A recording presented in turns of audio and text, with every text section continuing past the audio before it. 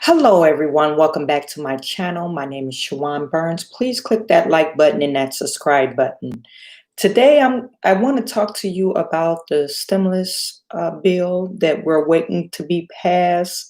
And over the weekend, President Trump, he signed 4 executive orders, and now we're literally playing a waiting game to see if Congress will dispute these orders and if we will actually get some type of relief between now and when Congress comes back in session.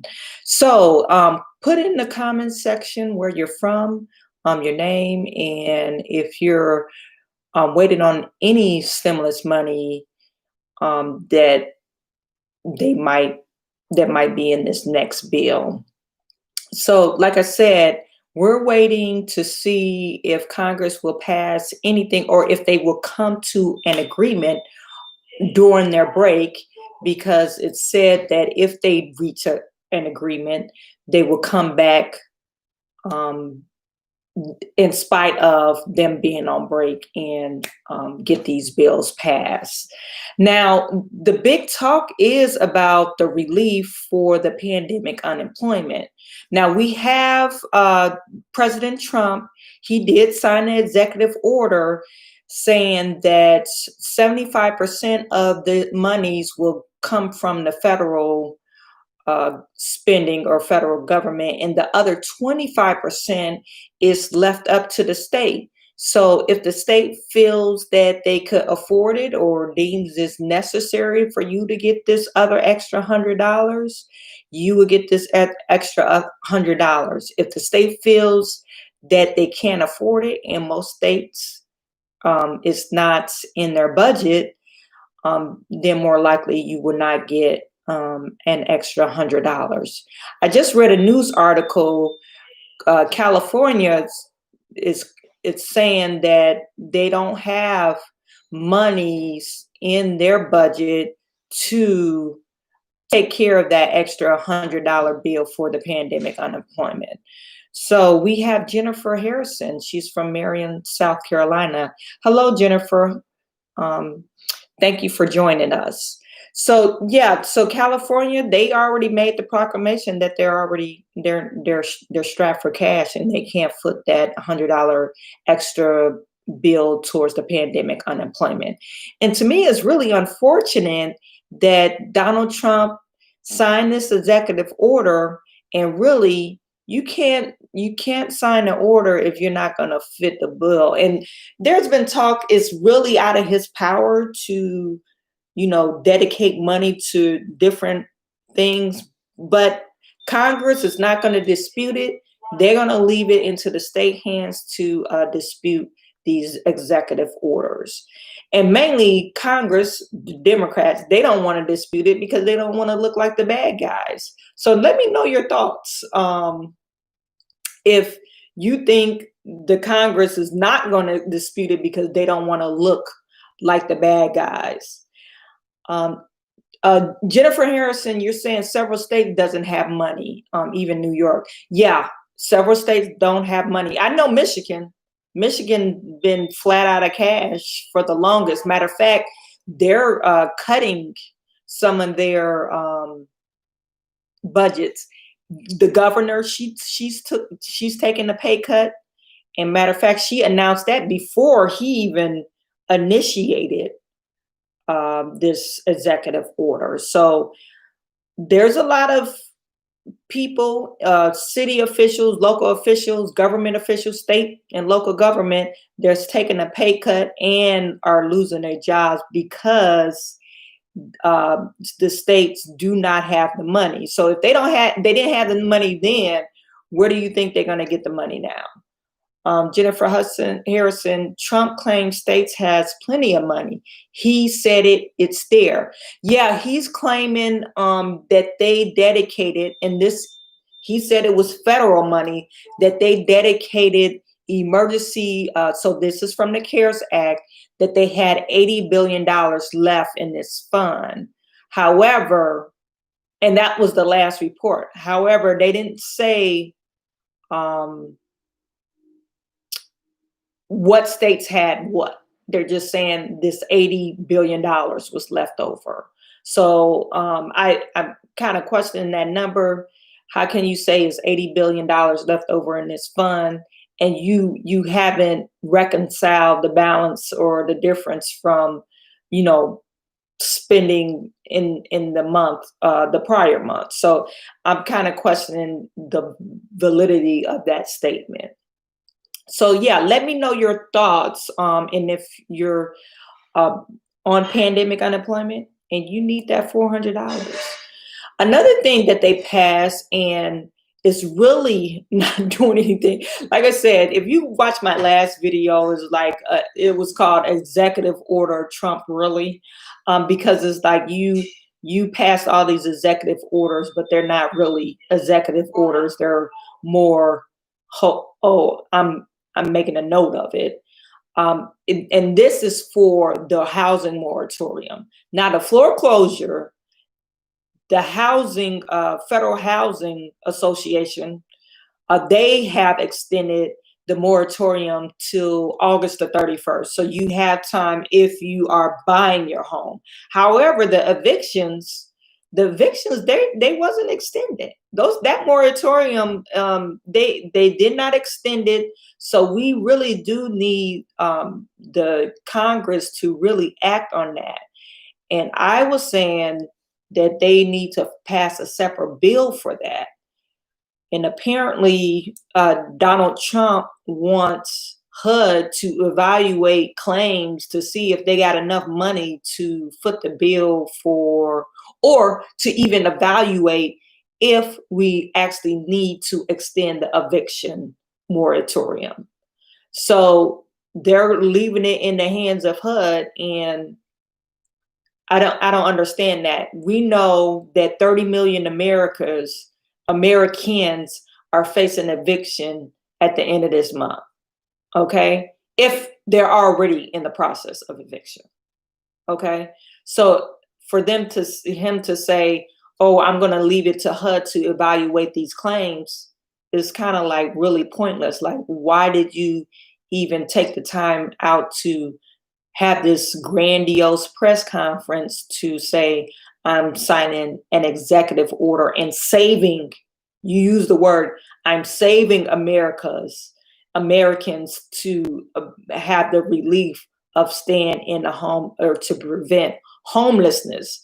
I mean, for you to use those words and you didn't really do nothing, I mean, to me, that's detrimental to all Americans, or at least those 30 million Americans that's actually facing eviction and homelessness. Kia Green, what about the PUA and the contractors and people that have their own businesses? Kia Green, we were just discussing that. Yeah, the pandemic unemployment, Donald Trump did sign an executive order into the for the pandemic unemployment, and that is $400. So $300 will come from the federal government, and the $100 is left up to the state. And basically, it reads in the executive order that this $80 billion in the coronavirus relief fund that was dedicated to the states should be dedicated to this pandemic unemployment. But this is state by state. So your state, Kia, I don't know what state you live in, your state might be broke. They might exhausted all their coronavirus funding. And the coronavirus funding wasn't for the pandemic unemployment, really. It was for testing and to decide if some businesses, I know they dedicated some businesses need funding for that relief, and or how that type of thing. And also to help for testing for some of the schools and for some of the local government to keep them up and running.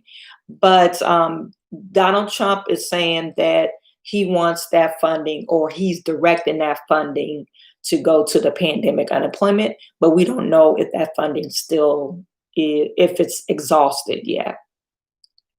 So back to the housing moratorium. Let me know, put it in the comment section.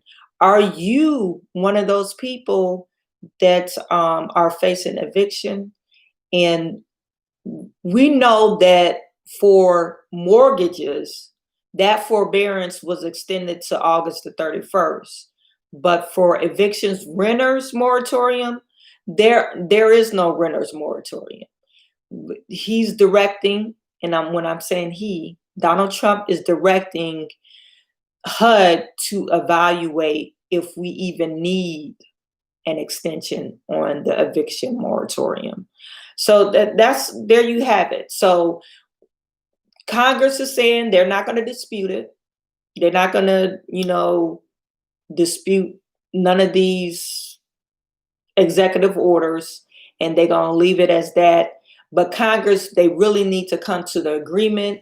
There was another news article that just dropped this not a few hours ago, and Steve Mnuchin, he proclaimed that the White House and the Republicans are willing to go up on some of their spending.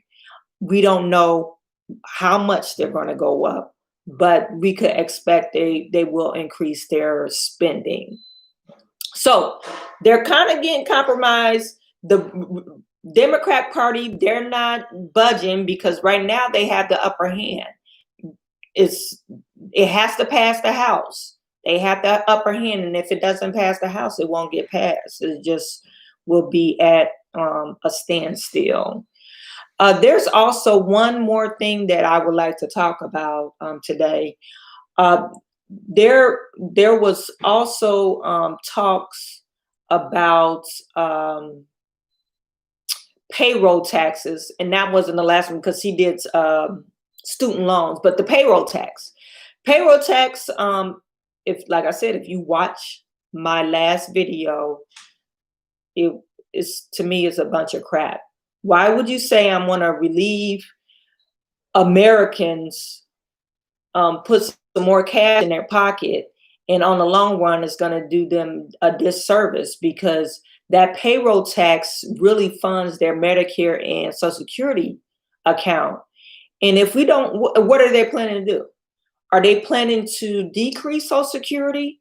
And we live longer. The average man lives up to 70, I think it's 75 years old. So that's 15 years or 10 to 15 years beyond retirement. So if you're saying that we're going to give you that money back for you to spend, and then in the next or after December, you're going to tax me more to pay that money back, that's really doing me a disservice. You might as well take it out because I'm not going to be able to afford it.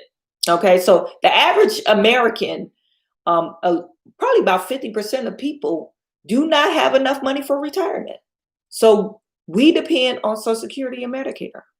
So for him to say, oh, I'm putting money back in the pocket of the American people, are you really putting money back in my pocket?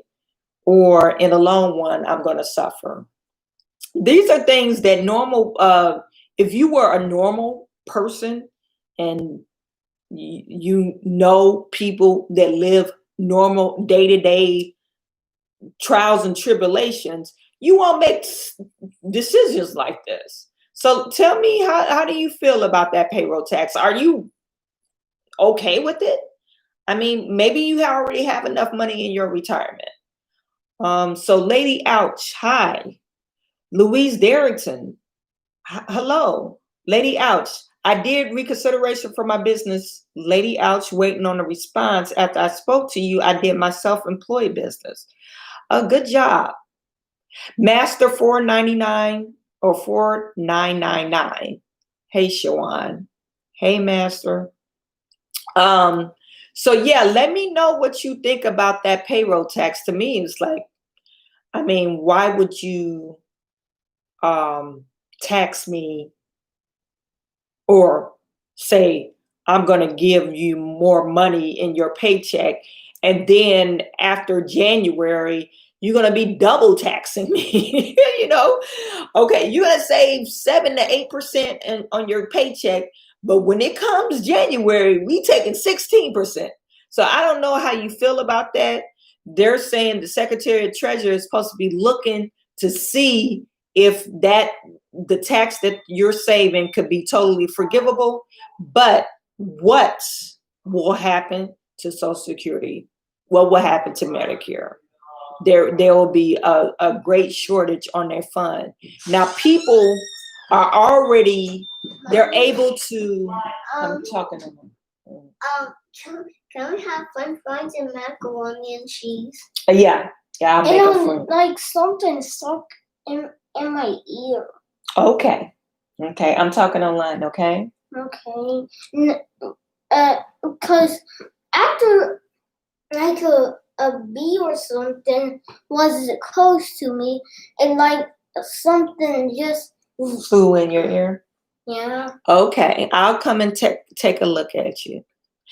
Okay, so you know, we're not going to have enough money for Social Security Social Security, because we we are I mean, they're saying that it's going to be totally forgivable. Yeah, they are too cute. They was outside playing, and you know, my youngest son, he doesn't like bugs. He said he doesn't like all the bugs. So anyway, so yeah, we're not going to have enough money for Social Security, and what are we going to do? Okay, Medicare and Social Security, we're going to be short. And as of now, like, you don't have to work to claim or disability or Social Security. So who do you think foot those bills? I mean, you didn't have to, or a person that didn't work or pay taxes a day in their life, if they're American citizen, they are entitled, or they could claim Social Security or disability and get $600 a month. This is a person that never worked or paid taxes. That's the minimum amount. So we give that to, so are they going to take that away from the people that never paid into it? I think that would be like detrimental. So, I mean, what are they planning to do? Okay, so let me know your thoughts.